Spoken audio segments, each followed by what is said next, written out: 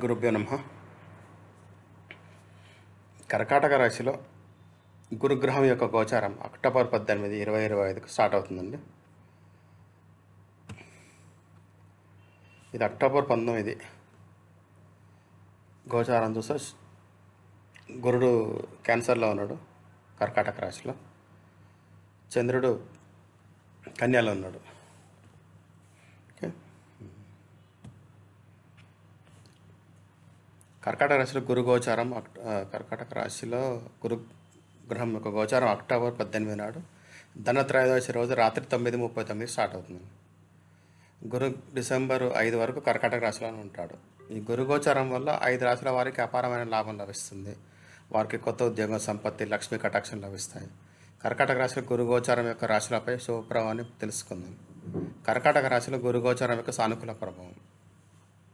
దేవగురువు అయిన బృహస్పతి రాశి మార్పు ధనత్రయోదశి రోజున జరుగుతుంది.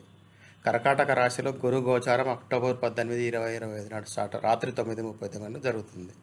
జ్యోతిష్యంలో గురువు లేదా శుభగ్రహంగా పరిగణించబడే బృహస్పతి కర్కాటక రాశిలో ప్రవేశిస్తున్నాడు. కర్కాటక రాశిలో బృహస్పతి గోచారం ఒక ముఖ్యమైన జ్యోతిష్య ఘట్టం. ఎందుకంటే ఇల్లు, కుటుంబము, భావోద్వేగాలు మరియు భద్రత మరియు మాతృత్వానికి అధిపతి అయిన ఈ గ్రహం కర్కాటక రాశిలో ప్రవేశిస్తుంది. బృహస్పతి యొక్క స్థితి అన్ని రాశుల జీవితాలపై గాఢమైన ప్రభావాన్ని చూపిస్తుంది మరియు వికాసము, విస్తరణ, జ్ఞానము, ఆధ్యాత్మికత కొత్త కాలాలు తెరుస్తుంది. గురుగ్రహం డిసెంబర్ 5 మధ్యాహ్నం 3:38 గంటల వరకు కర్కాటక రాశిలో ఉంటాడు. ఈ గురుగోచారం వలన 5 రాశుల వారికి ఎంతో లాభం కలుగుతుంది. కర్కాటక రాశిలో గురుగోచారం యొక్క రాశులపై శుభప్రభావాన్ని ఇప్పుడు తెలుసుకుందాం. మేషరాశి.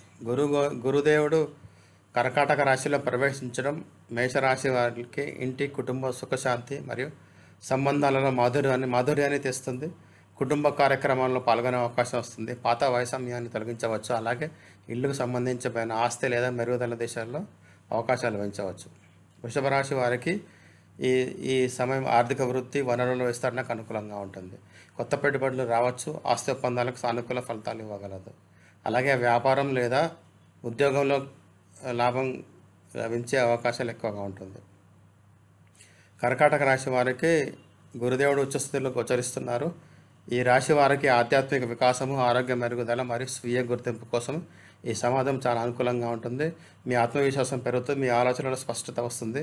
ప్రజలు మీ నాయకత్వ గుణం మరియు మృదువైన మాటల వల్ల ఆకర్షితులవుతారు. కన్యారాశి. గురుదేవుని గోచారం వల్ల కన్యారాశి వారికి లాభగ్రహము. ఆదాయ వృద్ధి మరియు సంబంధాలలో సామరస్యం లభించే అవకాశం ఉంది. పని విషయాల్లో సహకారం లభించవచ్చు. సామాజిక సంబంధాలు బలంగా ఉంటాయి. వివిధ రంగాల్లో ముందుగానే తయారీ చేస్తున్న గౌరవాన్ని పొందగలరు. తులరాశి వారికి గోచారం వల్ల కర్తవ్య క్షేత్రం వర్క్ ప్లేస్లో కెరీర్ వృద్ధి మరియు ప్రజలలో మీ ప్రతిష్ట పెరగవచ్చు. మీ పని సమాజంలో ఎక్కువగా మెచ్చుకోబడుతుంది. కష్టానికి స్పష్టమైన ఫలితం లభిస్తుంది మరియు మీరు కొత్త అవకాశాల వైపు ముందుకు సాగుతారు. ధనురాశి.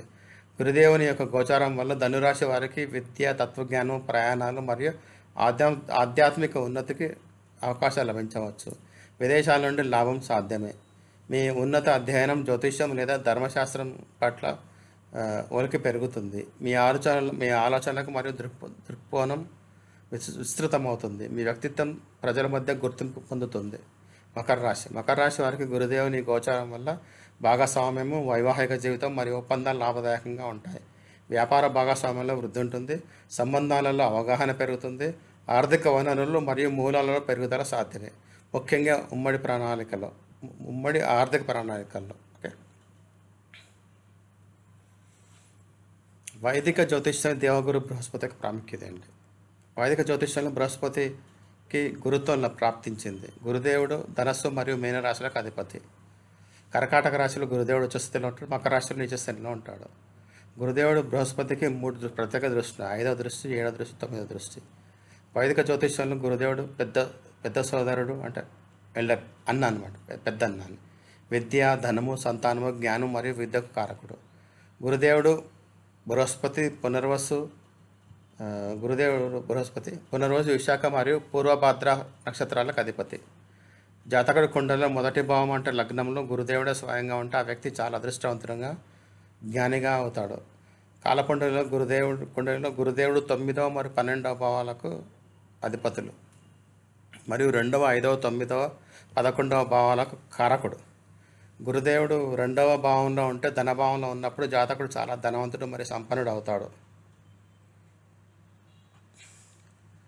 గురుదేవుడు కుండలిలో 5వ భావంలో ఉన్నప్పుడు 5వ భావంపై దృష్టి పెడితే జాతకుడికి ఉన్నత విద్య మరియు గుణవంతమైన సంతానం లభిస్తుంది. 9వ భావంలో గురుదేవుడు ఉంటే వ్యక్తి విద్యలో మరియు జ్ఞానంలో నిష్ణాతుడు అవుతాడు. కుండలిలో 10వ భావం ఉంటే కార్యక్షేత్రము కెరీర్లో వృత్తిని సూచిస్తుంది. 10వ భావంలో గురుదేవుడు ఉంటే వ్యక్తి సమాజంలో ఎక్కువ పేరు ప్రతిష్టను పొందేవాడు అవుతాడు. జ్యోతిష శాస్త్రం ప్రకారం కుండలిలో 11వ భావంలో ఆదాయాన్ని మరియు లాభాన్ని సూచిస్తుంది. ఈ భావంలో గురుదేవుడు ఉంటే జాతకుడు ఎక్కువ డబ్బు సంపాదించి విజయం సాధిస్తాడు. గురుదేవుడు బలహీనంగా ఉంటే జాతకుడికి కాలేయము, మూత్రపిండాలు, మధుమేహము, కామెర్లు, ఊబకాయం, క్యాన్సర్ వంటి రోగాలు రావచ్చు. గురుదేవుని రత్నం పుష్యరాగము, అరటి చెట్లను గురుదేవుని రూపంలో పూజిస్తారు. బృహస్పతి గురుదేవుడు పసుపు రంగును ప్రతిబింబిస్తాడు. ధన్యవాదాలు.